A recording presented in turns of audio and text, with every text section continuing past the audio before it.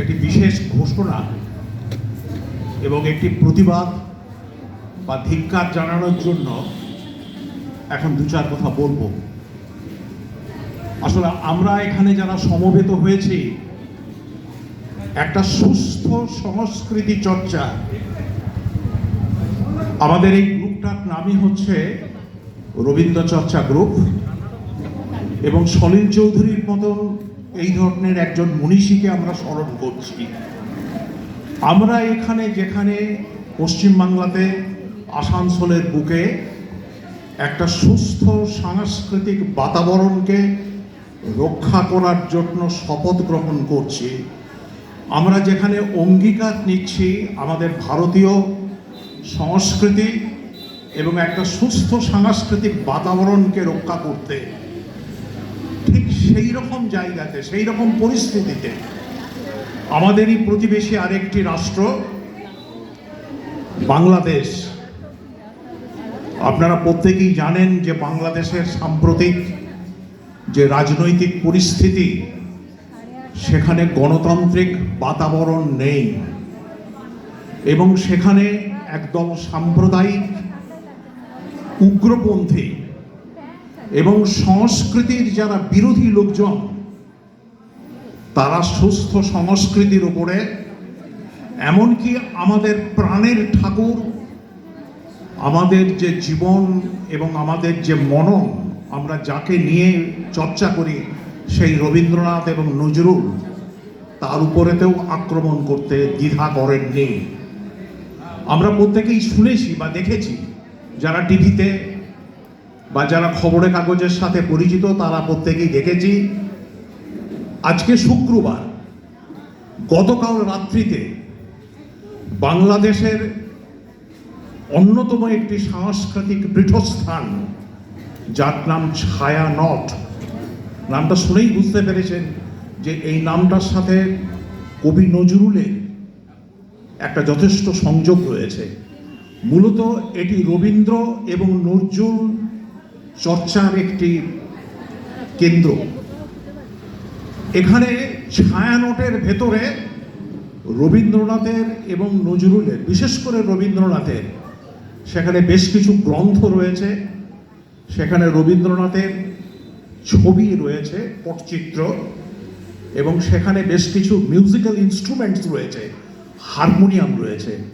আপনারা হয়তো দেখেছেন, অনেকে হয়তো এড়িয়ে গেছেন, যে সেখানকার কিছু দুষ্কৃতী তারা সেখানকার যে হারমোনিয়াম, সেই হারমোনিয়ামটাকে মাথায় তুলে নিয়ে গিয়ে আছাড়ে ভেঙেছে।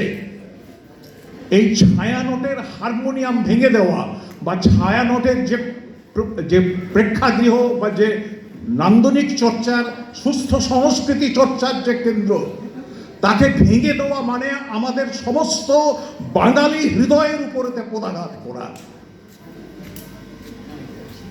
এটা কোনো সভ্য জাতি, কোনো সুস্থ সংস্কৃতির লোকেরা করতে পারেন না। এটা একটা বর্বরচিত ঘটনা। ছায়ানট এটি শুধুমাত্র ইট পাথর দিয়ে তৈরি করা কোনো একটা প্রেক্ষাগৃহ বা কোনো একটা সংস্কৃতির যে চর্চার কেন্দ্র নয়। এটা হচ্ছে সমস্ত বাঙালি জাতির আবেগ, সমস্ত বাঙালি জাতির ভালোবাসা। আজকে ছায়ানটের উপরে তা আক্রমণ মানে রবীন্দ্রনাথকে আক্রমণ করা, ছায়ানটের উপরে আক্রমণ মানে এখানে নজরুলের উপরে তা আক্রমণ করা। আমরা যারা এখানে সংস্কৃতি চর্চার জন্য হাজির হয়েছি, আমরা যারা রবীন্দ্রনাথকে আমাদের মননে এবং চিন্তনে প্রতিনিয়ত আমরা যেখানে সেটাকে পরিপুষ্ট করার চেষ্টা করি, আমরা যেখানে চর্চা করি সুস্থ সংস্কৃতিকে বাঁচিয়ে রাখার জন্য, সেখানে এই অসভ্য, বর্বর এবং সংস্কৃতি বিরোধী যে কোনো ধরনের আচরণকে আমরা সকলে তীব্র ভাষায় ধিক্কার জানাই। আমাদের সেই ধিক্কারের ভাষা জানা নেই। তবে রবীন্দ্রনাথের কথাটা বারে বারে একটা কথা মনে পড়ে, এই যে সভ্যতার অন্তহীন, প্রতিকারহীন পরাভবকে চরম বলে বিশ্বাস করাকে আমি অপরাধ মনে করি। মনুষ্যত্বের উপরেতে, মানুষের উপরেতে বিশ্বাস হারানো পাপ। সত্যি আমাদের একটা সভ্যতার সংকট নেমে এসেছে। আমরা সকলে সমবেতভাবে, আমরা সকলে ধিক্কার জানাই, আমরা নিন্দা জানাই এবং আমরা শপথ গ্রহণ করি সুস্থ সংস্কৃতির স্বার্থে আমরা সকলে মিলে আরো জোটবদ্ধ থাকি, আমরা আরো ঐক্যবদ্ধ হই। আমরা রবীন্দ্রনাথের সাথে আছি।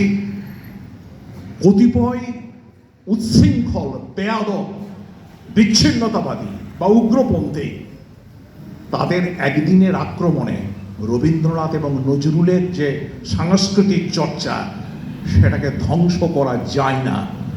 রবীন্দ্রনাথ ছিলেন, রবীন্দ্রনাথ আছেন এবং এই আক্রমণ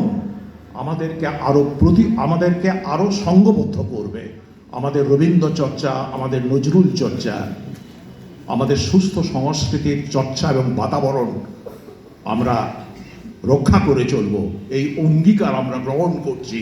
আর সেই সাথে বাংলাদেশের এই সাম্প্রতিক ঘটনার জন্য আমরা তীব্র ভাষায় সমস্বরে ধিক্কার জানাই, নিন্দা জানাই। ধন্যবাদ।